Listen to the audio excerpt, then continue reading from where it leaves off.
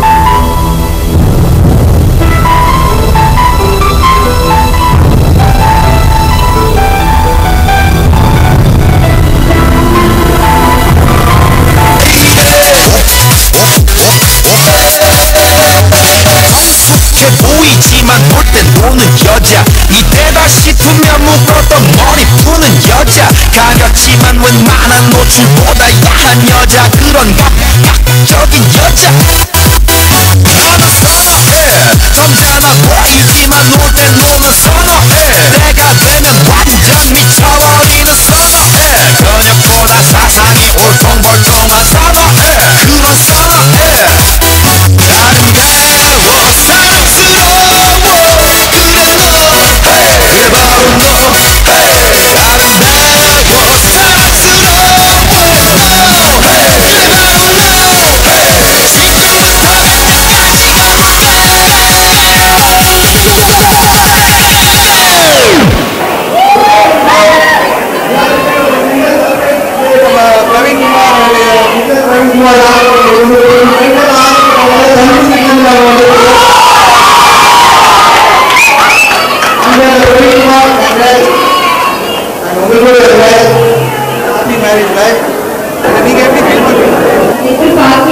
எதிர்பார்க்கல எப்படி ஈவென்ட் வந்து உங்களுக்கு எப்படி இருக்கு?